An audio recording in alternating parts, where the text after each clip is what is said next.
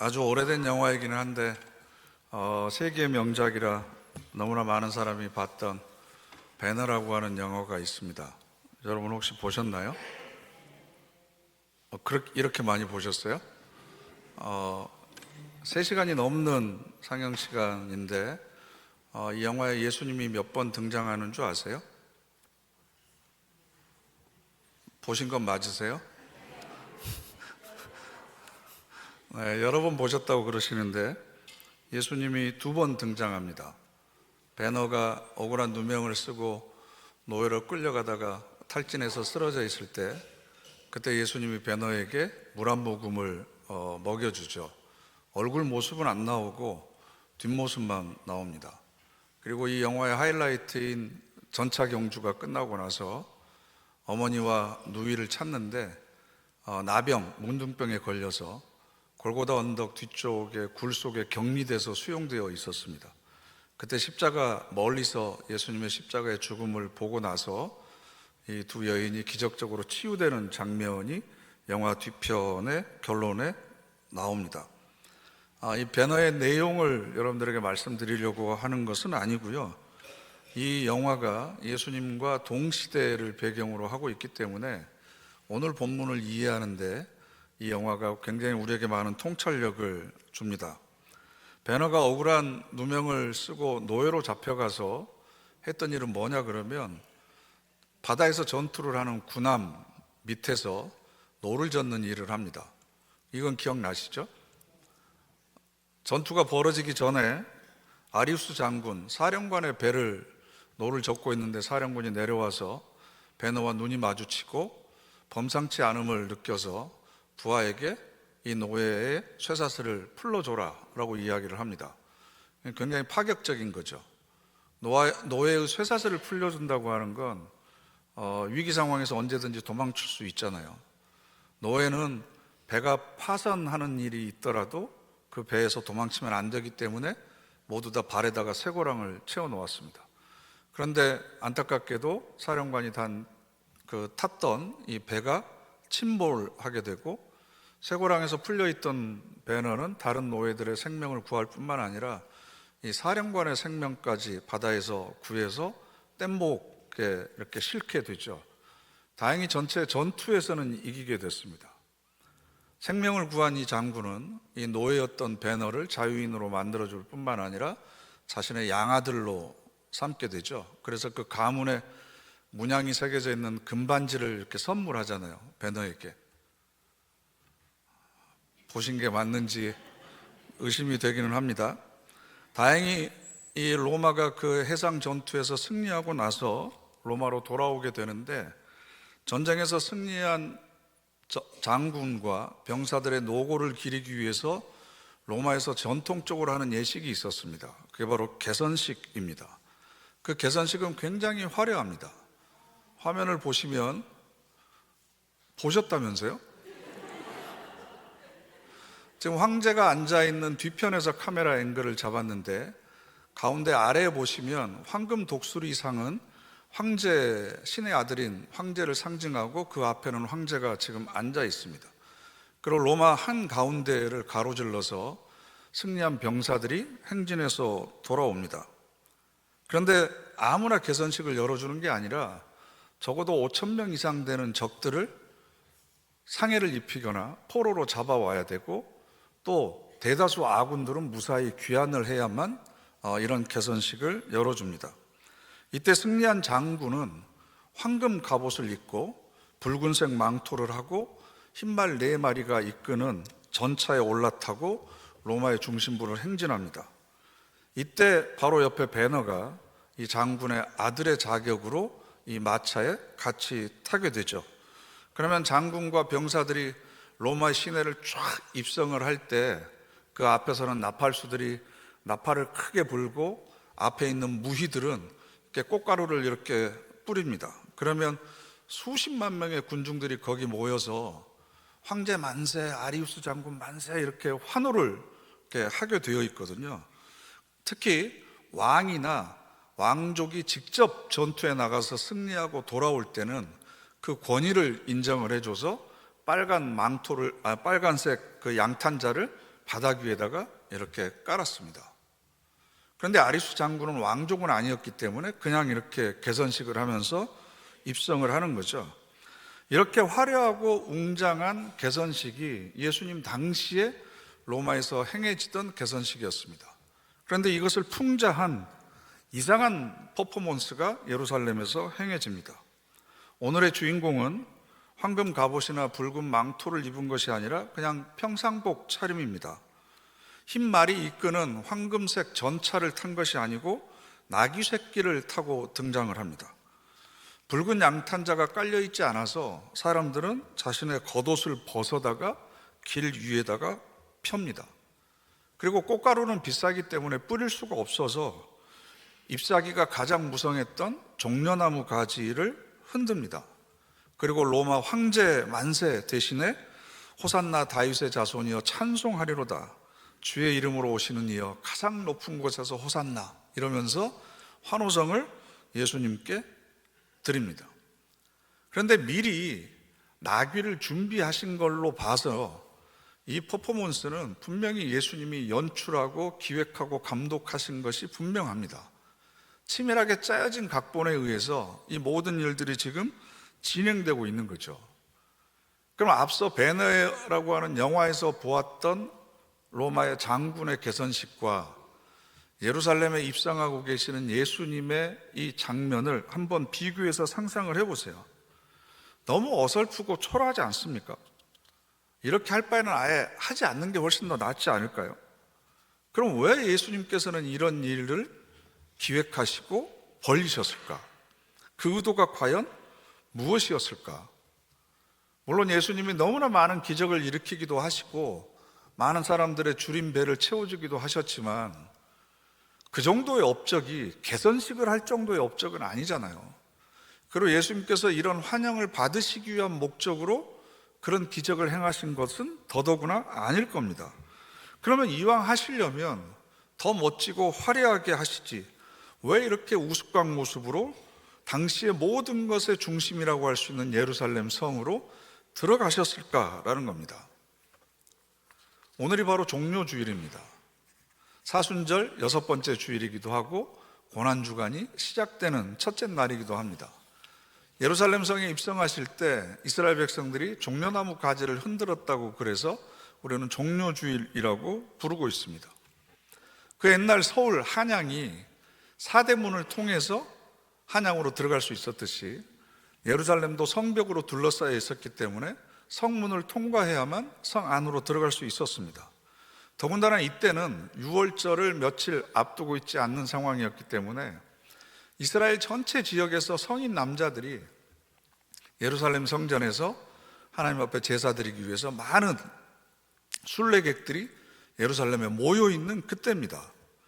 굉장히 이스라엘의 역사 가운데 중요한 절기에 뿐만 아니라 예수님의 공생의 사역 가운데서도 굉장히 중요한 이 시기에 무슨 의미를 드러내기 위해서 이런 일들을 벌이셨을까? 새끼 나귀 혹시 보신 적 있으신가요? 짤막한 다리에다가 엉덩이는 통통하고 건조한 피부에 근육 또한 부실합니다. 그리고 그 생김새 자체가 희극배우같이 생겼습니다. 그 위에 장정이 발을 벌리고 타지를 못합니다. 그래서 걸터 앉습니다. 엉덩이만 올려놓고 한쪽으로. 그러니까 전사의 모습도 아니고 왕의 모습도 아니고 오히려 좀 광대의 모습이라고 하는 것이 훨씬 더 자연스러울 겁니다. 그럼 왜 예수님께서는 하필 새끼 나귀를 선택하셨을까? 구약성경 스가랴서를 보면 하나님께서는 스가랴 선지자를 통해서 이런 예언의 말씀을 하십니다. 이걸 마태복음 21장 5절에 그대로 인용해 놨습니다. 함께 읽어보실까요? 시온의 딸에게 이르기를 그는 겸손하여 나귀 곧 멍에 매는 짐승의 새끼를 탔도다 하라 하였느니라. 아멘. 내 왕이 너에게 임할 것이다. 이스라엘을 다스리는 왕이 도래할 것이다. 나타날 것이다. 근데 그 왕은 겸손해서 나귀, 이 나귀에게는 멍에를 메어줍니다. 멍에를 매는 건 쟁기질을 더 잘하기 위해서 아니면 짐을 더 잘 지도록 하기 위해서 멍에를 매는 겁니다. 그러니까 멍에를 매는 짐승은, 동물은 가장 낮은 지위를 상징하는데, 그 멍에를 매는 짐승의 새끼라고 한다면 더 낮은 자리를 의미하는 거죠. 그러니까 앞으로 이스라엘에게 임하게 될 왕은 무엇을 상징하냐 그러면 바로 겸손과 섬김과 희생을 상징합니다. 왜냐하면 이 나귀라고 하는 것이 온순함과 온유함을 상징하는 동물이거든요. 연약함을 상징합니다. 부정적으로는 어리석음을 상징합니다. 때로는 굉장히 고집이 센 옹고집을 상징할 때 이 나귀를 인용하기도 합니다. 후한 점수를 줘서 굉장히 긍정적으로 평가를 하면 이 나귀는 좌로나 우로나 치우치지 않고 옹고집스럽게 자기의 길만을 걸어가는 그런 강한 의지를 상징하기도 합니다. 그런데 이스라엘 백성들이 그런 광대와 같은 모습을 하시고 예루살렘 성으로 입성하고 계시는 예수님을 향해서 종려나무 가지를 흔들었을 뿐만 아니라 심지어 시편 118편은 왕이 취임식을 할 때 불렀던 찬양이거든요.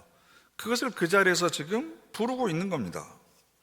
이 무리들은 예수님이 진짜 그런 왕인 줄 알았습니다.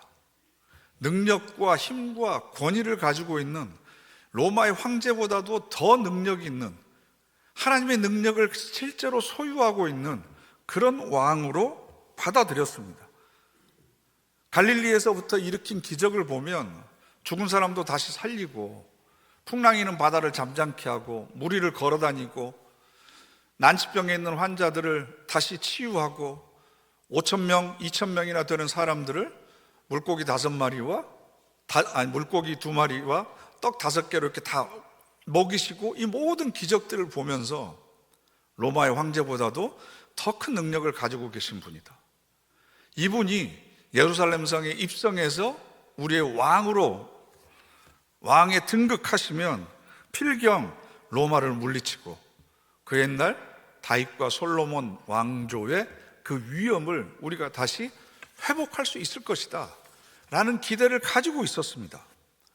그런 흥분 때문에 예수님이 타고 계시는 나귀가 무엇을 상징하고 있는지를 깨닫지를 못하고 있는 거죠. 같은 현장에 있었는데 전혀 다른 생각을 하고 있는 겁니다. 이걸 우리는 동상이몽이라고 생각을 하는 거죠.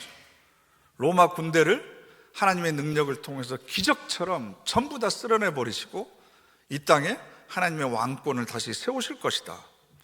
그런데 예수님께서는 내가 예루살렘 성에 들어가게 되면 이제는 순환과 모욕과 고통을 겪게 되고 필경 십자가에 죽게 될 것이다라고 하는 것을 아시고 아버지의 말씀에 순종하기 위한 겸손의 왕으로, 평화의 왕으로 그렇게 낮아지셔서 나귀를 타고 지금 예루살렘 성에 들어가고 계시는 겁니다.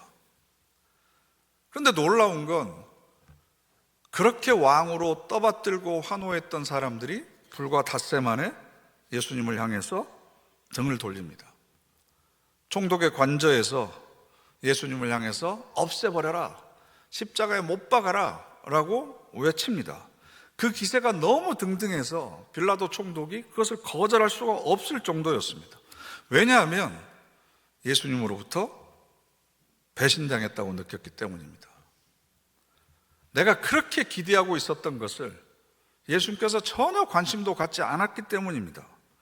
우리는 나귀 새끼를 타신 왕을 기다리는 게 아니고 백마가 끄는 황금 마차를 타고 수없이 많은 군대를 이끌고 있는 힘의 왕을 원했는데 예수님께서는 전혀 그들의 기대에 부응하지 않았습니다. 그래서 배신하고 등을 돌린 거죠. 우리도 그렇지 않습니까? 전능하신 하나님께서 마음만 먹으시면 무슨 일이든지 다 할 수 있는데, 다 하실 수 있는데, 모든 걸 알고 계시는 하나님께서 내 마음속의 소원이 무엇인지 분명히 아실 텐데 왜 내가 그렇게 기도하는데 그 기도에 외면하시고 침묵하시는지, 왜 그 능력을 펼치지 않으시는지, 왜 내가 원하는 욕망과 욕구를 채워주지 않으시는지, 그런 서운함과 안타까움을 가지고 우리도 사실은 신앙생활을 하고 있잖아요. 죄송하지만 그렇다면 우리도 언제든지 이 유대인들처럼 예수님께 등을 돌릴 가능성과 그럴 수 있는 사람들이라는 사실입니다. 예수님을 통해서 내 뒤틀린 욕망을 충족하는 거, 내 욕망을 채우는 거, 내가 생각하는 것을 이 땅에 실현하는 것이 내 신앙생활의 목표라고 한다면 그것이 이루어지지 않을 때 우리는 언제든지 더 효과적인 수단을 위해서 예수님을 버릴 준비가 되어 있는 사람들입니다. 이 새끼 나귀를 타시고 이 땅에 오신 왕은 무력으로 군림하는 왕이 아니었습니다. 백성들을 착취해서 자신의 배를 불리는 왕이 아니라 자신의 생명을 내어주어서 그들의 영혼까지 구원하려고 하는 왕이었습니다. 이 세상의 모든 왕들이, 아니 심지어는 모든 사람들이 더 높아지기를 꿈꾸고 더 많은 것을 가지기를 원하고 더 많은 사람들을 부리고 내 통제하에 두기를 원하는데 예수님께서는 더 낮아지려고 그러셨고 자기 것을 내어주려고 그러셨고 더 낮은 곳으로 임하려고 그러셨습니다. 여러분들은 어떤 왕을 원하십니까? 어떤 왕이 나를 다스려 주기를 원하겠습니까? 빌라도가 한번 이렇게 물어봅니다. 내가 너희 왕을 십자가에 못 박으랴. 그때 유대인들이 뭐라고 그런 줄 아세요? 가이사 외에는, 즉 시저, 로마의 황제 외에는 우리에게 왕이 없습니다. 나귀 새끼를 타고 들어와서 뭔가를 좀 할 줄 알았더니 우리가 원하는 거 하나도 들어주지도 않고 모른 체 하고 있는 저 사람은 우리의 왕이 아닙니다. 차라리 시저, 로마의 황제를 우리의 왕으로 섬기는 것이 우리에게는 훨씬 더 좋습니다. 이게 사실은 우리의 인간적인 본능이죠. 자신의 권력을 가지고 있지만 낮아져서 다른 사람을 섬기는 왕에 대해서는 우리는 별로 매력을 느끼지 못합니다. 권력을 휘두르면서 끊임없이 영토를 확장하고 야심을 끝없이 불태우고 그 영광을 찬란하게 빛내는 영웅들에게 우리는 환호성을 보냈지, 섬기고 낮아지면서 자기를 감추고 그래서 백성들을 주인으로 내세우려고 하는 사람들은 항상 무시당했고 역사에서 주목을 받지를 못했습니다. 우리가 2000년 전에 총독의 관저에 모여 있었던 유대인 중에 한 명이라고 한번 상상을 해보세요. 그럼 여러분들은 누구의 편을 들었을 것 같습니까? 유대인들이 예수를 죽였다고 많은 사람들이 착각했습니다. 그래서 기독교를 국교로 삼았던 유럽의 국가들은 하나님의 아들인 예수 그리스도를 십자가에 못 박은 유대인들은 적이다라고 생각을 했던 거죠. 그래서 유대인들을 핍박했습니다. 그 대표적인 사례가 60만 명을 학살했던 나치의 홀로코스트 사건입니다. 그런데 여러분 냉정하게 생각하면 유대인들이 예수님을 십자가에 못 박인 게 아니고 그들의 죄악된 욕심과 뒤틀린 욕망이 예수님을 십자가에 못 박은 거죠. 예수님을 믿고 십자가를 따르겠다고 결심하고 있는 우리들도 마찬가지로 예수 그리스도의 왕권과 십자가가 내 뒤틀린 욕망과 죄악된 본능을 충족시키기 위한 수단으로 삼고 있다면 여전히 우리는 지금도 예수님을 십자가에 못 박으라고 소리치고 있는 사람들과 별로 다르지 않다라는 겁니다. 저와 여러분 모두에게도 이런 욕망들이 있습니다.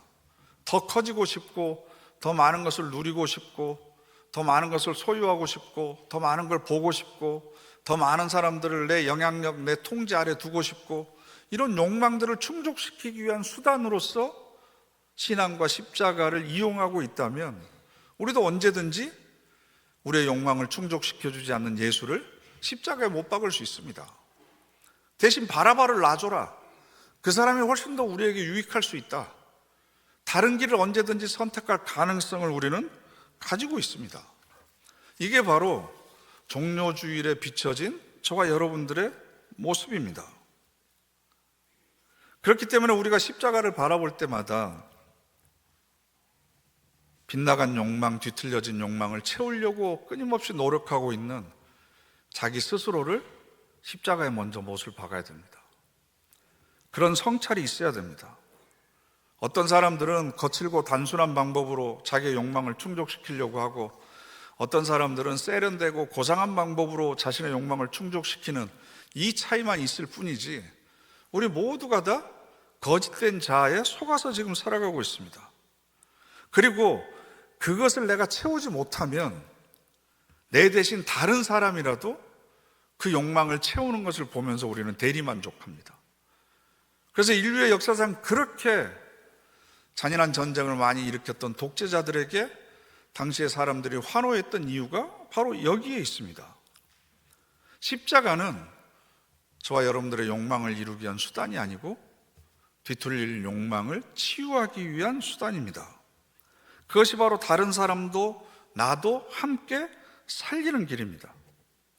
어린 나귀를 타신 왕, 이 평화의 왕을 내 마음속으로 받아들여서 그분이 정말로 나를 다스리는 왕이 될 때, 그 왕을 내가 모시고 살아갈 때 우리는 높아지는 것이 아니라 더 낮아지는 일에 관심을 가지게 될 거고, 더 커지는 것이 아니라 더 작아지는 일이 기쁨이 되는 삶을 살 겁니다.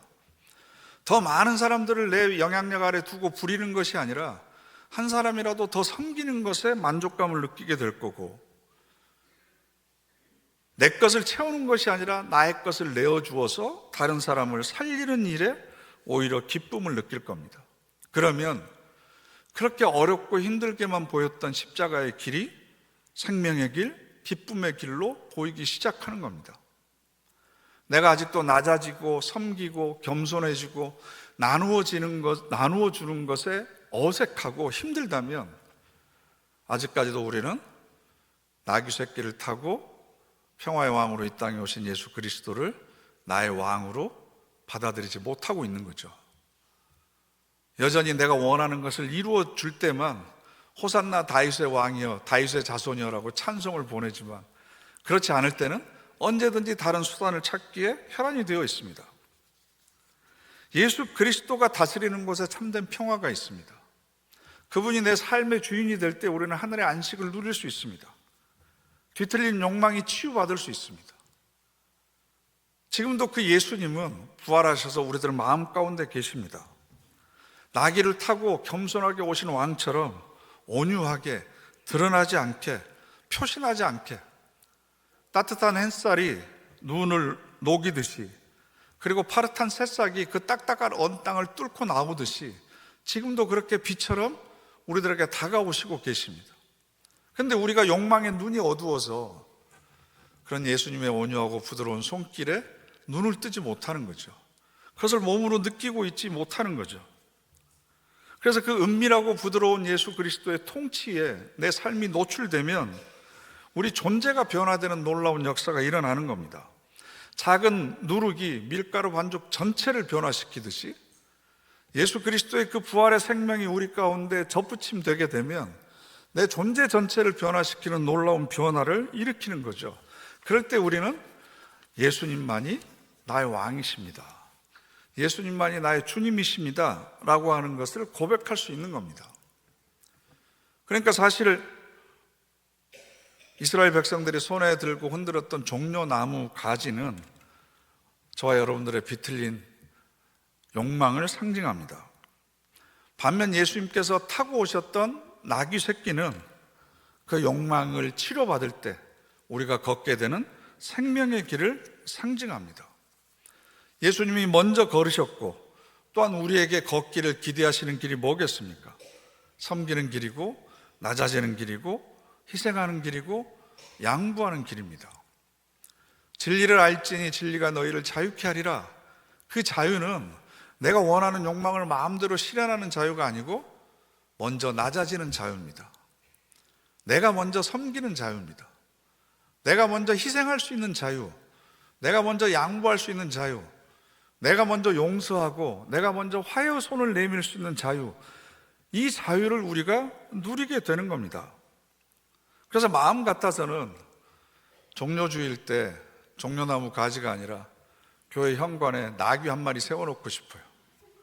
그 나귀를 볼 때마다 세상적인 기준으로 보면 경주마에 비교하면 얼마나 우스꽝스럽습니까? 광대같이 얼마나 못생겼습니까? 그러나 그렇게 낮아져서 겸손하게 순종하는 길을 걸어가는 그런 사람들을 통해서 이 세상이 살만한 세상이 되는 거고, 미움과 질시가 사라지고 화해와 용서가 일어나는 하나님의 나라의 씨앗이 하나라도 이 땅에 더 뿌려지는 겁니다. 과연 내가 지금 기도하고 있는 모든 기도의 제목들이 종려나무 가지인가, 아니면 어린 나귀를 상징하고 있는가? 내 뒤틀린 욕망과 죄악된 본능, 그 욕구들을 충족시키기 위한 도구로 여전히 나는 하나님 앞에서 무엇을 흔들고 있는가?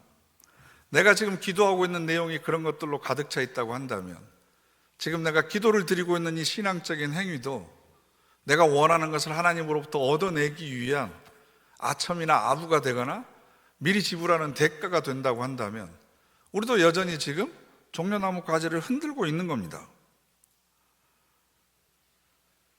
종려나무 가지가 바로 나의 뒤틀린 욕망이고, 예수 그리스도를 십자가에 못 박았다, 이걸 우리가 깨닫기만 하더라도 지금도 보이지 않는 손길로 우리에게 다가오셔서 우리의 내면을 치유하고 계시는 예수님의 손길 앞에 우리를 맡겨드릴 수 있습니다. 그래서 저는 이번 고난주간에 제 개인적으로 기도하기는, 우리 교인들이 그런 뒤틀린 욕망이 무엇이 있는지, 거짓된 나를 진짜 나인 것처럼 착각하고 살아가고 있는 가면들은 무엇이 있는지, 정말 하나님 앞에 내가 진실되고 정직하게 살아가는 그 모습이 과연 무엇일지를 기도를 통해서 진지하게 묻고 깨닫게 되기를 바랍니다. 그래서 회개의 기도라고 여러분들에게 나눠드린 그 종이 위에 여러분들의 모습을 직시하고 직면하고 성찰하고, 그래서 나의 거짓된 모습들을 적고 그리스도의 십자가 앞에 내려놓고 하나님께 정말로 정결하고 정직한 영혼을 달라고 간구하는 우리 모든 교인들이 되었으면 좋겠습니다. 그리고 예수님의 그 은밀하고 부드러운 손길을 통해서 여러분들 마음 가운데 있는 모든 상처가 치유되고 회복되고, 그래서 하나님의 형상으로 온전하게 되는 그런 은혜를 누리게 되기를 바랍니다. 어린 나귀를 타고 오신 나사렛 예수, 그분만이 나의 왕이십니다. 나의 통치자이십니다. 이게 우리 모두의 신앙의 고백이 되시기를 간절히 바랍니다.